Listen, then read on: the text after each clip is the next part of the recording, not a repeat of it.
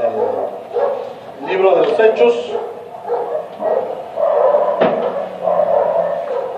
en el capítulo 2, Hechos de los Apóstoles, capítulo 2.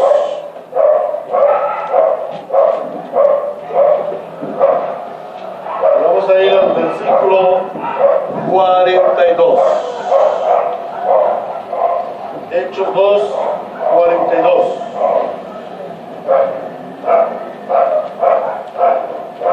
Esto dice la palabra de Dios hoy a su iglesia, Ríos de Gracia. Hechos 2:42. Se mantenían firmes en la enseñanza de los apóstoles, en la comunión, en el partimiento del pan y en la oración. Palabra de Dios. Podemos, hermanos. Nuestro buen Señor, amado Redentor, tú que eres Dios y te ha placido hablar con tu pueblo. Eres el Dios viviente que hablas con nosotros. Nosotros podemos escuchar tu santa voz por la gracia especial que nos has dado, por el Espíritu Santo que está en nosotros y nos da discernimiento de la palabra. Por el discernimiento de la palabra, la iglesia puede ser edificada más y más, hasta alcanzar la estatura del varón perfecto, como lo dice tu palabra, Señor. Pero también la palabra es el único medio, la predicación de la palabra es el único medio por el cual la misma palabra determina que sean salvos los que aún no han creído. Hoy clamamos, Señor, derrama gracia y misericordia salvífica por los que no han creído, sobre los que no han creído, para que crean. De mi parte, Señor, te suplico me dirijas en la exposición de la palabra, porque me considero insuficiente, incapaz, indocto, pero tú suples mi falencia, Señor. En mi debilidad se magnifica tu poder. Nos disponemos en tus manos de amor, Señor, en el nombre de Cristo Jesús. Amén y amén. Este es el sermón correspondiente al Día del Señor, diciembre 15 de 2019, en la Iglesia Bíblica Ríos de Gracia, en el día completo para el Señor, una celebración periódica que hacemos en la iglesia para exaltar al Señor en todo. Y el tema, como les decía en la anterior enseñanza, está dirigido hoy hacia la iglesia. El sermón de hoy se titula Sé un cristiano perseverante. La problemática de la iglesia moderna, una de las problemáticas de la iglesia moderna o posmoderna, es que los creyentes son fluctuantes. Los creyentes se mueven entre la fe y la duda, entre el espíritu y la carne, entre la santidad y el pecado. Y fluctúan en las iglesias. Hemos visto hermanos saltarines, van de iglesia en iglesia, de lugar en lugar, de denominación en denominación, a ver si algún día encuentran en algún lugar donde reposar. Pero el problema es que su naturaleza o su problemática es que son fluctuantes. Y esta fluctuación en los cristianos ha producido cristianos de poco compromiso. Realmente vemos en la gran mayoría de iglesias cristianos que podríamos llamar domingueros. Gracias a Dios aquí no se presenta eso, pero en otros lugares sí. Cristianos que solamente van los domingos a la misita, como decían. Cristianos que no se comprometen, no con la iglesia, sino con el Señor. Su vida es de poco compromiso. Y el tener una vida de poco compromiso con Dios, por supuesto, lo lleva a una iglesia de escaso compromiso con la iglesia y menores compromiso con el Evangelio. Muchas veces hasta con su propia vida no hay compromiso. Simplemente toman la iglesia o la fe cristiana como una religión para ir y ponerse como en paz con Dios, según algunos dicen. Y por eso también vemos cristianos que saltan de ministerio a ministerio. Conocido hermanitos que van de iglesia en iglesia pidiendo que los dejen predicar, pidiendo que se los dejan ir, en fin, no son invitados, sino que se autoinvitan, pero cuando va uno a ver su carácter, son personas de carácter no formado, son cristianos de poco compromiso, sus vidas no son de mejor testimonio. Pero también vemos que hay algunos o muchos hermanos que por la falta de compromiso evaden su responsabilidad con el llamado y ministerio que Dios le ha dado. Algunas personas dicen, no, pero es que yo no tengo llamado, yo no tengo ministerio. Esto no es verdad. La Biblia nos muestra que cada creyente, todos y cada uno de los creyentes tenemos un llamado y un ministerio en la iglesia. Ahora tenemos que clamar al Señor, nos muestre los dones que nos ha dado, la forma como nosotros vamos a servir en la iglesia. Pero yo creo que es tiempo de volver a la Escritura y es tiempo de que volvamos o que lleguemos a ser esos cristianos perseverantes. El texto que hoy meditamos nos revela el modelo de la iglesia. Cuando nosotros vamos a Hechos, podemos mirar el modelo que el Señor le da a la iglesia. La primera iglesia de la Biblia es esta iglesia, sin tener en cuenta el cajal del Antiguo Testamento. Pero como iglesia del Señor de Jesucristo, esta es la primera iglesia, una iglesia que se convirtieron y fueron 3,000 ese día y empezaron una nueva vida. ¿Y qué modelo nos muestra allí el Señor de esta iglesia? ¿Qué nos muestra? ¿Qué características nos muestra? Nos muestra que es una iglesia comprometida. Es una iglesia de compromiso. Para poder entender un poquito mejor el texto y de cómo viene esta iglesia, esta primera iglesia, a ser una iglesia modelo y a ser una iglesia comprometida, debemos mirar el contexto. El capítulo 2 de Hechos de los Apóstoles nos relata el surgimiento de la iglesia, la venida del Espíritu Santo a la iglesia primitiva, a aquellos que estaban reunidos en el aposento alto, y posteriormente la formación de la primera iglesia. Pero ¿cómo se forma la primera iglesia? En primer lugar vemos que Pedro predica el Evangelio. Para que la iglesia llegue a ser iglesia, debe predicarse el Evangelio. Pedro predica el Evangelio. Lleno del Espíritu Santo, le predica a las multitudes el Evangelio. Vamos a mirar la médula, la carne del Evangelio que predica el apóstol Pedro. Los versículos 22 a versículo 35 vemos cómo el apóstol Pedro centra su predicación en la persona del Señor Jesucristo. ¿Quién es ese Jesucristo a quien hacía 50 días atrás los judíos habían crucificado? Lo primero que el apóstol Pedro, si dije ahorita Pablo me perdona, el apóstol Pedro los lleva es a que vean que Jesucristo es, que el Señor Jesús es el Hijo de Dios, el Mesías, el Cristo. En segundo lugar, versículos 23 y 36, el apóstol Pedro les evidencia su pecado. Y es algo bien tremendo, porque no les dice cualquier palabrita ahí, ay, es que ustedes han pecado, miren, arrepiéntanse, no. Versículo 23 dice el Señor, este fue entregado según el determinado propósito y el previo conocimiento de Dios, y por medio de gente malvada. Ustedes lo mataron. Ustedes lo mataron. ¡Wow! Esa palabra es muy dura. Que llega alguien aquí y diga, usted es un asesino, Señor, mire, cójanlo, ese es el asesino. Bueno, el apóstol Pedro está diciendo algo así. Ustedes lo mataron a ese Jesús, clavándolo en la cruz. Y luego vamos a ir al versículo 36. Versículo 36. Por tanto, sépanlo bien todo Israel, que a este Jesús a quien ustedes crucificaron, Dios lo ha hecho Señor y Mesías. Él es el Señor y Mesías. Dios desde el Eterno lo declaró Señor y Mesías, y ustedes lo crucificaron injustamente. Entonces allí evidencia el pecado. En los versículos 37 y 38 les hace un llamado al arrepentimiento. Vamos a leerlos.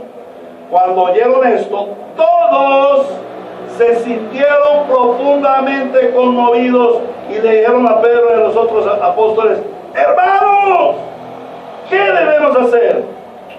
Y el apóstol Pedro les dice: vayan a la iglesia. No, arrepiéntanse, arrepiéntanse y bautícese cada uno de ustedes en el nombre de Jesucristo para el perdón de sus pecados. Les contestó Pedro: y recibirán el don del Espíritu Santo.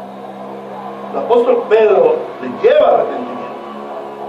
La predicación correcta del Evangelio debe conducir al arrepentimiento. Y cada semana en este púlpito, por la gracia del Señor, se predica el Evangelio. ¿Para qué? Para el arrepentimiento, hermanos. Ahora, el Evangelio no es solamente para los nuevos. El Evangelio no es para los que están comenzando. No, el Evangelio es para todos. Diariamente nosotros debemos venir al Evangelio, a las buenas nuevas de salvación, porque es una constante. El Evangelio nació que nosotros, aquel día en que Cristo por la gracia vino a nosotros y produjo en nosotros el nuevo nacimiento, pero ahí comenzamos la vida del Evangelio. Y esto no termina hasta que regresemos a la casa del Padre. Las buenas nuevas tienen que estar siempre en nuestro corazón. Debemos hablarnos todos los días el Evangelio y venir al arrepentimiento. Una correcta predicación del Evangelio lleva al arrepentimiento. Pero el Evangelio no solamente condena, versículos 39 y 40. Entonces viene la oferta salvífica.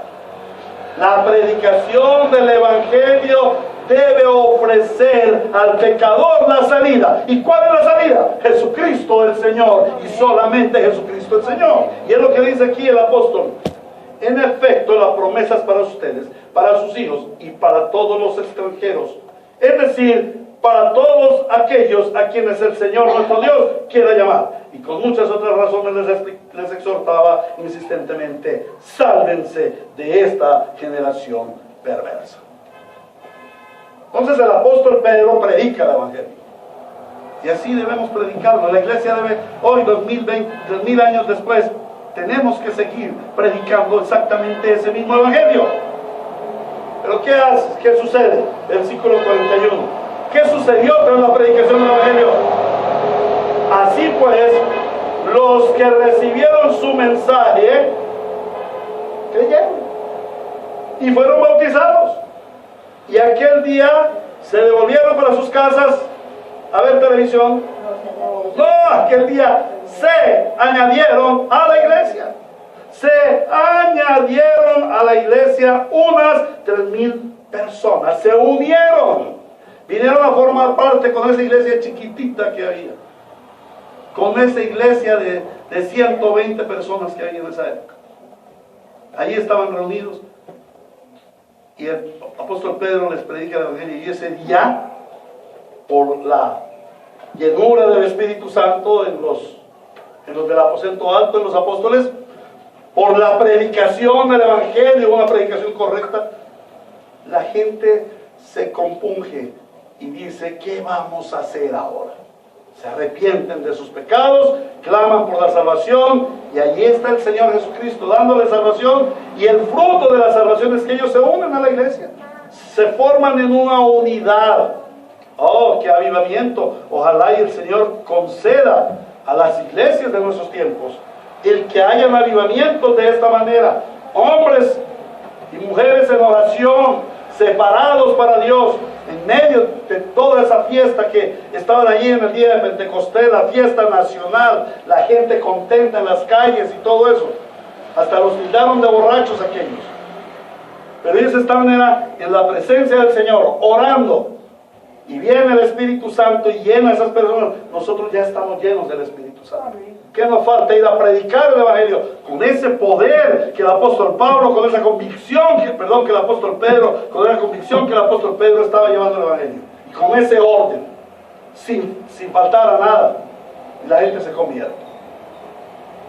El Evangelio produce transformación, y estos creyentes ya empezaron a ser diferentes al mundo, diferentes a los judíos. El versículo 42 nos muestra el carácter de la iglesia de ese momento. ¿Qué hizo el Señor en aquellas personas? ¿Cómo transformó su carácter? Ellos fueron transformados. y ahora ellos vienen a ser perseverantes. Entonces el versículo 42, se mantenían firmes. La versión Reina Valera es esta: eran perseverantes, se mantenían perseverantes. ¿En qué? En la doctrina de los apóstoles. Primero, en la doctrina de los apóstoles. Segundo, se mantenían perseverantes en la comunión unos con otros.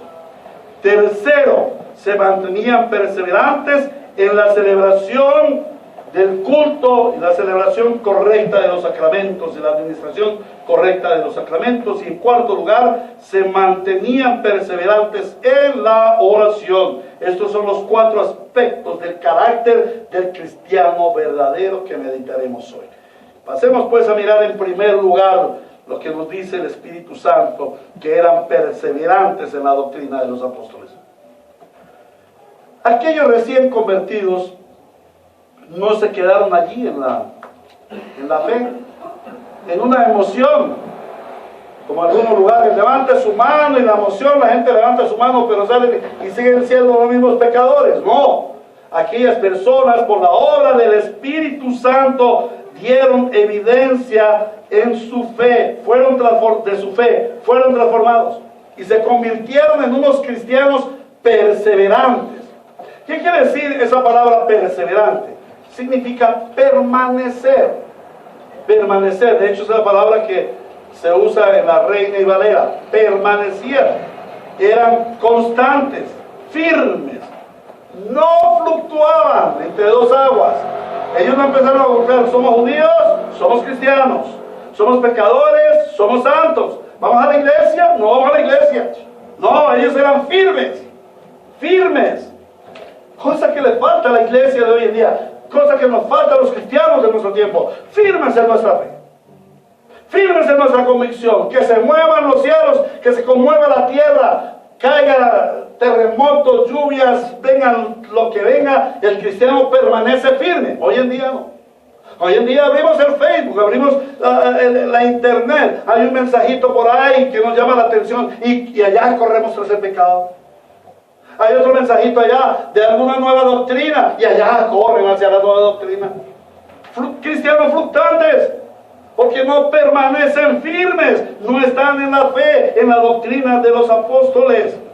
Ahora, Gálatas capítulo 5, versículo 22, nos muestra que esta perseverancia, esta firmeza de carácter, no es una obra personal, sino es la gracia de Dios produciendo fruto del Espíritu Santo en el creyente. Gálatas capítulo 5, 22, el fruto del creyente. En cambio, el fruto del Espíritu es amor, alegría, paz, y allí está la palabrita, solamente que esta está en un sinónimo: paciencia. Esta palabra paciencia, y creo que hace como unos 8 o 7 años lo estudiamos, pero yo lo he repetido varias veces. Esta palabra paciencia no significa ser un pochocho ahí aletargado, que no lo mueve ni un terremoto. No. Eso no significa la palabra paciencia. Ay, es que ese hermano es tan paciente.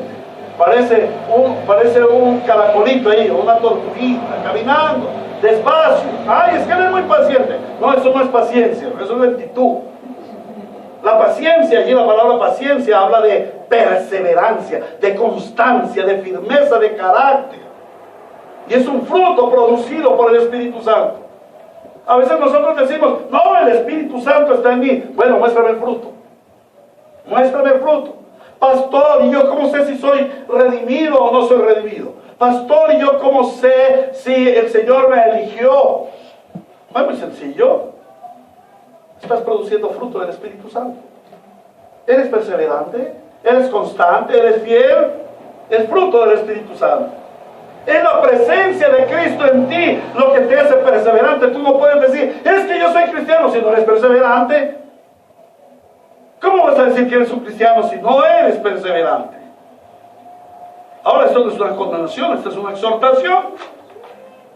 Sé perseverante. Ten un carácter perseverante. Ahora, ¿en qué eran perseverantes? Ahí dice la doctrina. ¿Qué quiere decir la palabra doctrina? La palabra doctrina significa es el conjunto de enseñanzas relacionado con un tema. relacionado con algún tema. Están las doctrinas políticas, la doctrina del liberalismo, la doctrina de los conservadores, la doctrina de los comunistas, en fin, hay doctrinas. También hay doctrinas deportivas. Hay directores técnicos que tienen sus doctrinas, que hay que entrenar de tal o cual manera. Son doctrinas. Pero están las doctrinas de la palabra de Dios. Es el conjunto de enseñanzas de lo que Dios, el Señor, nos dice acerca de un tema.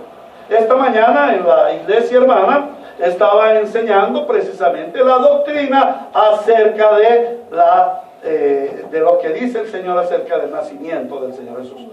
Y estaba relacionando con lo de la celebración navideña. El cristiano celebra la Navidad. ¿Por qué el cristiano celebra la Navidad? Entonces estamos mirando lo que nos enseña la Biblia acerca de la Navidad. Bueno, eso es un conjunto de enseñanzas acerca de nuestras celebraciones, digamos, culticas o celebraciones de las festividades normales. Entonces, así la iglesia tenía un conjunto, esa iglesia primitiva tenía un conjunto de enseñanzas. ¿Cuál era por qué es necesario en la iglesia tener un conjunto de enseñanzas? Desde el principio se hicieron credos de fe, confesiones de fe, para guardar, proteger a la iglesia, para mantenerla en la unidad de la fe, para afirmarnos en la fe, para guiarnos en nuestro camino de vida eterna. La fe de la iglesia no es sino una.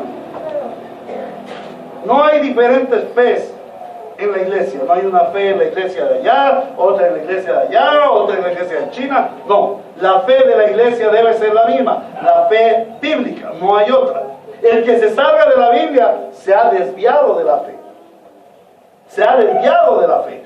Por eso tenemos que ir a la Escritura. Y la iglesia debe tener un conjunto de enseñanzas en donde nosotros podamos mirar qué es lo que creemos.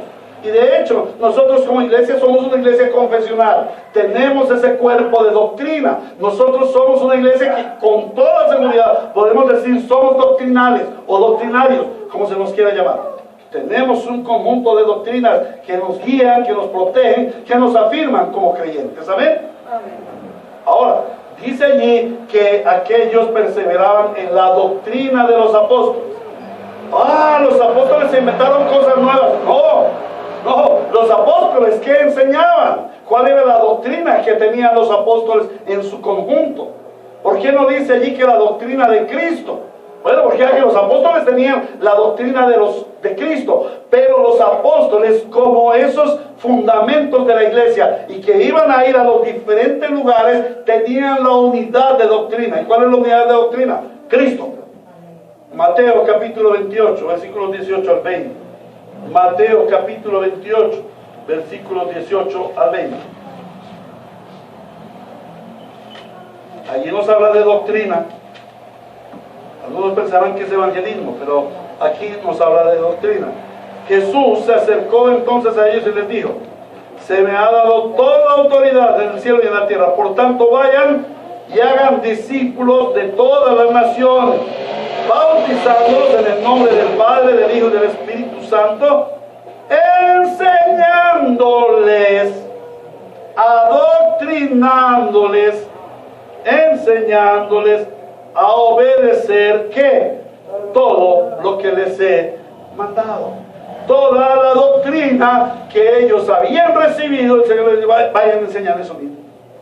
No lo cambien, no lo tuerzan, sigue siendo lo mismo.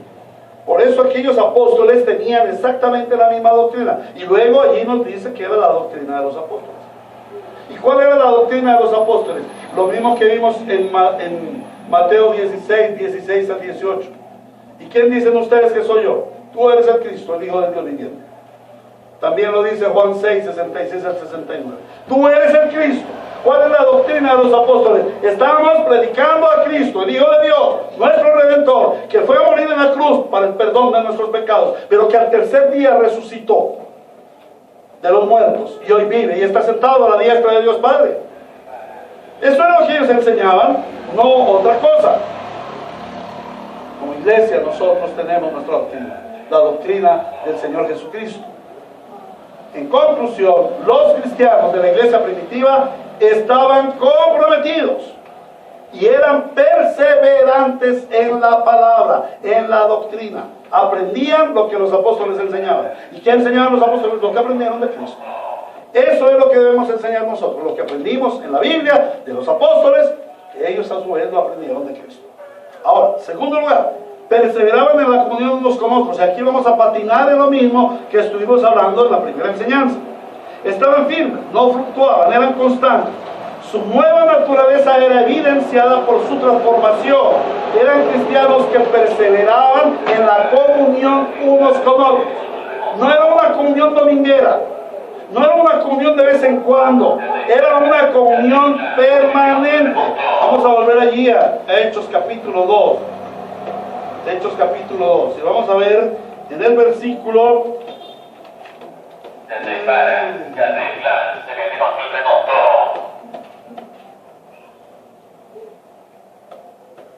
Permítanme ustedes, por favor.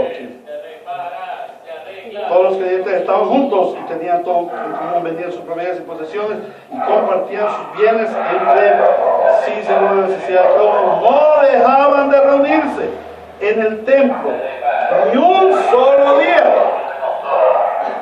Aquí que el problema es que nos reunamos el domingo. Ellos no dejaban ni un solo día. Pastores, que ellos no trabajaban. No, si ellos trabajaban, y más duro que nosotros. Y no tenían buses. Y no había celular. No había computador. Pero todos los días en el templo. Y de casa en casa partían el pan. Y compartían la comida con alegría y generosidad. Tenían comunión. Ahora, no era simplemente que compartían como buenos amiguitos, conforme a sus necesidades, se daban mercaditos los unos a los otros, participaban de actividades en común. No, hermanos, era que ellos estaban estrechamente ligados a Cristo y por Cristo, como lo dice Romanos 12:5. Vamos a ir a Romanos capítulo 12, versículo 5. También nosotros, siendo muchos, formamos un solo cuerpo en Cristo y cada miembro está unido, no se puede desligar, está unido a todos los demás. Efesios capítulo 4 versículos 15 y 16. Efesios capítulo 4 versículos 15 y 16 dice: más bien, al vivir la verdad con amor, creceremos hasta ser en todo como aquel que la cabeza, que es decir, Cristo. Por su acción, la acción de Cristo, todo el cuerpo crece y se edifica en amor, sostenido y ajustado por todos los ligamentos según la actividad propia de cada miembro. ¡Wow! Cada miembro es importante en el cuerpo de Cristo. Lo que nos unifica es Cristo el Señor. Él nos une como su cuerpo, cada miembro conforme Él lo ha dispuesto. A algunos lo nombró pastor por su gracia, a otro lo puso a colaborar en tal o cual oficio, a otro lo puso a traer de sus riquezas. A cada uno lo puso en una manera a servir a los otros hermanos. La vida del cristiano depende de su comunión con la iglesia. Es como un miembro, por ejemplo, si a este dedo le ponemos aquí un torniquete y le cerramos la circulación de sangre, un torniquete bien fuerte, ¿cuánto creen ustedes que pueda vivir ese dedo? No creo que pase de 2 días que ya se necrosa, ya se muere. ¿Por qué? Porque no está ligado al cuerpo. Cada miembro de nuestro cuerpo tiene que estar ligado al cuerpo. Por las coyunturas, por las venas, por las arterias, allí está ligado al cuerpo. El Señor hace una analogía perfecta de lo que es la iglesia. Un cuerpo, todos unidos. Para donde va la cabeza, va el resto del cuerpo. Ahora, allí dice que permanecían en la común unión. La común unión es en Cristo. Pero, ¿en qué consistía esa común unión? Unos con otros. Y es el modelo de la edificación de la iglesia, el ministerio los unos a los otros. Amaos los unos a los otros. Servíos los unos a los otros. Orad unos por los otros. Edificados los unos a los otros. Perdonándoos los unos a los otros. Someteos unos a otros. Misericordiosos los unos con los otros. Soportando los unos a los otros. Exhortándoos. Confesados unos a otros vuestras ofensas. En esto perseveraban los primeros cristianos. Y este es el llamado perseverar en el trato con nuestros hermanos hoy. Hay 47 menciones en el Nuevo Testamento de esa función, de ese ejercicio de los unos a los otros que el Señor nos da. El mismo Señor Jesucristo, los apóstoles de la iglesia primitiva tenían esa acción de los unos a los otros. Yo la he llamado, quizás de una manera atrevida, el ministerio los unos a los otros. Eso oí en alguna ocasión de un pastor y me causó mucha impresión, porque sí, es un ministerio, hermano. Es algo que el Señor nos dio para dar a otros. Es un oficio dentro de la iglesia, el amarnos los unos a los otros. ¿Cuánto amas a tu hermano? El servirnos los unos a los otros. Hermanos, hay parte de nuestra vida que tiene que ser para el servicio los unos a los otros. ¿Cuántos oramos los unos por los otros? ¿Cuánto oramos los unos por los otros? ¿Cuánto nos sometemos los unos a los otros? ¿Y cuán difícil es perdonarnos los unos a los otros? Nos soportamos los unos a los otros, y menos en este tiempo tan orgulloso, donde el pastor no me saludó, yo ni vuelvo por allá porque el pastor no me quiere. No nos soportamos, hermanos. El pastor quizás no está ni bravo ni nada. El pastor es un atembado que se le olvida hasta saludar a la gente. Qué vergüenza, les pido perdón. Pero nos perdonamos, nos soportamos los unos a los otros, nos confesamos unos a otros. Podemos tener esa confianza para venir a nuestro hermano y decirle: hermano, estoy en medio de esta tentación. Hermano, estoy pasando por esta dificultad y estoy expuesto a caer en pecado. Hermano, estoy cayendo en este pecado, ayúdame. ¿Podemos ir a otro hermano y tener la confianza para decirle al otro? Bueno, eso es lo que tenía la iglesia primitiva. Y ninguno de los hermanos se escandalizaba. ¿Por qué? Porque todos en una u otra manera pecamos. Y no hay un pecado más escandaloso que el otro. Y si no caemos en ese pecado, es por la gracia del Señor, no por nuestra fortaleza o por nuestra bondad o porque somos más santos. No. Es por la gracia del Señor. Si el Señor en un solo momento le diera por quitar su mano de gracia de sobre tu cabecita, hermano, tú vas a ser el más terrible de los pecadores. Vas a ser terrible que Hitler. Más terrible que Hitler. Es por la gracia del Señor, no es por más. ¿Por qué no tenemos la capacidad de soportar los pecados de los otros y cargarlos y decir: hermano, voy a cargar esta milla contigo, voy a orar y vamos a salir juntos del pecado?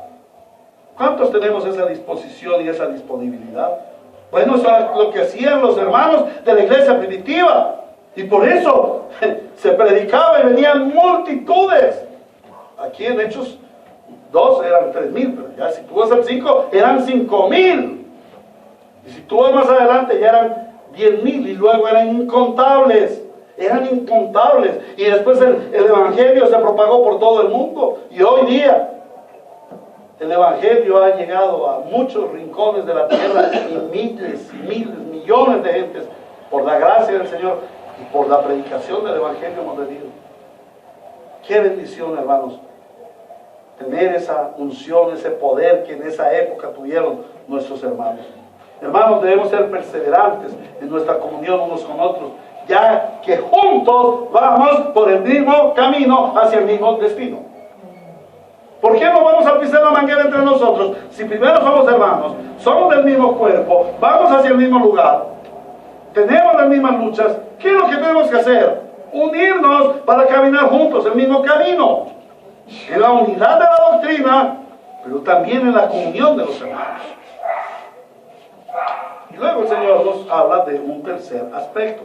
Eran perseverantes en la celebración del culto y la administración correcta de los sacramentos. Dice, permanecían, o sea, perseveraban en la celebración del culto, no faltaban al culto. Como lo dije ahorita en Hechos 2:46, todos los días en el templo y en las casas iban a orar y a compartir y a partir el pan. Y como dice Hebreos 10, versículo 25, Hebreos 10, 25, no dejando de congregarse como algunos tienen por costumbre, hermanos fluctuantes. Se congregan, dejan de congregarse. Se congregan, dejan de congregarse. No es que se me presentó otra cosa más importante. No es que tenía gira tal cual. No es que siempre tenemos una disculpa. No dejando de congregarse, hermanos. Qué gran valor tiene la congregación, la comunión con los hermanos. Y de la misma manera, como lo dice 1 Corintios capítulo 11, versículos 23 al 26. Tenían la Santa Cena, celebraban la Santa Cena. ¿Y para quién era la Santa Cena? Para los bautizados. Aquel día se bautizaron como 3,000 personas. ¿Quiénes participaron de la Santa Cena? ¿A quiénes resalta allí? Muy seguramente allí había multitudes de gentes, quizás 10,000, 15,000 personas, porque todos oyeron el estruendo que sucedió en el aposento alto. Y mucha gente fue a ver. Usted sabe que cuando hay algo pasa, salen los curiosos a mirar qué pasó allá. Y el Espíritu Santo también los trajo. Había muchas gentes allí, pero los que ese día recibieron la palabra, creyeron y se bautizaron, fueron 3,000. De eso es que lo habla el hermano amado Lucas. Entonces, esos van a tomar la Santa Cena. Hermano, la Santa Cena no es para todo el mundo. Por eso se llama Santa Cena, porque es separada, es apartada. ¿Para quién? Para los santos, para los que han sido convertidos, para los que hemos sido transformados por la gracia de Dios, para los que hemos tomado la declaración, o hemos hecho la declaración pública de nuestra fe, el bautizado. Claro, la diferencia entre bautismo es muy grande. Ya lo he dicho, en esta época bautizar es una fiesta. En esa época bautizar era echársela a la lápida al hombro. Era sentencia de muerte. Entonces la cena era para bautizados. Pero también la cena era para santificados. La Biblia nos habla de que la Santa Cena es santa y debe tomarse con santidad, con un examen previo. Y ahora lo vamos a hacer. A continuación, celebrar la Santa Cena. Pero para los bautizados, para los que están en santidad, no en santurronería. Hay algunos que están en santurronería, creen que son muy santos por lo que hacen. No, somos santos por lo que Cristo hizo en nosotros. Amén. Pero la evidencia de nuestra santidad se ve en nuestra vida, es práctica nuestra vida. Ellos perseveraban en este sentido. Pero también la cena es trascendente. La Santa Cena es para la fe, para los que esperamos en la gloriosa venida de nuestro Redentor, para los que sabemos que Cristo viene pronto, para los que tenemos la esperanza, la seguridad, la certeza de que Él va a venir y nos vamos con Él para siempre, para su gloria, darle honor, gloria y majestad por los siglos de los siglos en su eterno santo cielo. Amén. Esa debe ser nuestra certidumbre de fe, y esto es lo que practicaba desde ese principio. Y finalmente, ellos eran perseverantes en la oración, permanecían orando juntos. ¿Qué dificultad para que la iglesia del siglo XXI ore? Apenas empieza la oración. ¿Cuántos vinieron esta mañana a la maratón de lectura bíblica y a la oración? ¿Cuántos estaban ya? ¿No? ¿Por qué? Orar es bien difícil. ¿Para qué venimos los martes? ¡Qué pereza! 1 hora y media orando. A los 5 minutos de hora. ¿Y aquí la va a acabar el pastor? ¿Y aquí la va a acabar ese hermano? No, esta gente permanecía orando juntos. Tenían fe. Sabían que por sus oraciones iban a ser escuchados por el Señor. Oraban en el nombre de Cristo y eran muy bendecidos. Ahora, ¿para qué oramos? ¿Para recibir bendiciones? No. Oramos porque la presencia de Cristo está en medio de nosotros. Entonces nos deleitamos en su presencia, nos gozamos orando para Él, para su gloria. una iglesia llena de Cristo va a orar?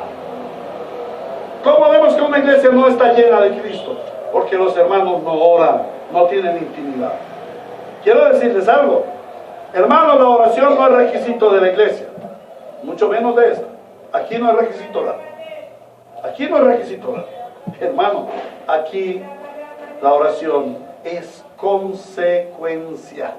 ¿Consecuencia de qué? De la obra de Cristo. ¿Por qué oramos? Porque Cristo está en nosotros. ¿Para qué oramos? Para darle la gloria y deleitarnos en Dios. Para eso oramos. Cuando te invitan a orar, no, qué pereza ir a orar.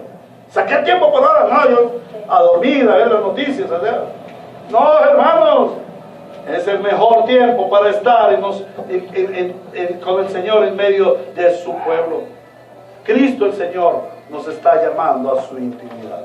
¿A qué conclusión llegamos, hermanos? Una iglesia verdadera se conoce por su perseverancia. Un creyente verdadero se conoce por su perseverancia.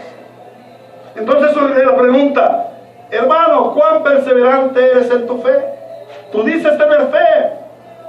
Vas a evaluar tu fe. El Señor dice por allá en 2 Corintios 13:5, probaos, examinaos en vuestra fe, para saber si sois de Cristo. Cada rato tenemos que estar pellizcando, ¿soy cristiano? ¿Soy cristiano? ¿Cómo está mi comunión con la palabra? ¿Cómo está mi comunión con la oración? ¿Cómo estoy en las doctrinas? ¿Cómo estoy en la comunión con los hermanos? La fe es probada, hermanos. La fe es probada. Y el Señor dice que nos probemos en la fe. ¿Cómo está tu fe? ¿Eres un creyente de fe? ¿Cuál es la evidencia de tu transformación? ¿Puedes dar evidencia de que eres transformado?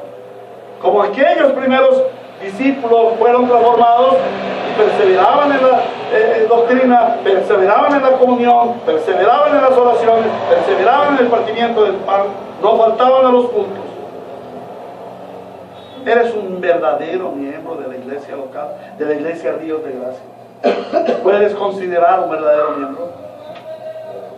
Quiero exhortarte, hermano, porque la iglesia abre espacios para que tú seas miembro oficial de la iglesia. Esta iglesia, conforme a la Escritura, recibe miembros oficiales. Aquí en la iglesia hay 2 personas en membresía, miembros oficiales, reconocidos, perseverantes. Y hay hermanos asistentes, los amamos mucho, todos hermanos son miembros de la iglesia. Ahora, que cuando venga el Señor, ellos se van, claro que si son verdaderos creyentes van, pero es que la membresía es una identidad pública de nuestra fe privada, es parte de nuestra vida como cristianos. Eres un miembro de la iglesia Ríos de Gracia, te invito a que seas miembro. El año entrante, a partir del primer domingo, el primero o segundo domingo, ¿no? Hermana Adriana, hermana, el segundo domingo del mes de enero, comenzamos con la hermana Adriana, después de los cultos, un curso de membresía, dura media hora cada domingo, está proyectado como para 7 u 8 meses. Para que seas miembro oficial de la iglesia, conozcas qué es lo que crees como iglesia, sepas qué cree esta iglesia, para dónde va esta iglesia, por qué esta iglesia se reúne en una casa, por qué como iglesia somos como somos, cantamos solo himnos, por qué, de dónde vienen nuestras enseñanzas bíblicas, por qué confrontamos el pecado, por qué tenemos disciplina eclesiástica. Allí lo vas a aprender, para que seas miembro de la iglesia. ¿A qué aplicación hemos de llegar? Hermano, esta es una exhortación del Señor. Habiendo examinado tu fe, el Señor te dice, te exhorta hoy, persevera. Persevera en la doctrina. Y no solamente en lo que te enseña la iglesia, los pastores, el pastor, los diáconos aquí el domingo. No. Persevera en la doctrina. Interésate en buscar la doctrina. Hay muchos medios hoy en día. La internet, hay predicaciones muy buenas, recomendables. Sería bueno que lo consultaras antes de con el hermano Mauricio, conmigo. Persevera en la doctrina. Persevera en la comunión en la iglesia.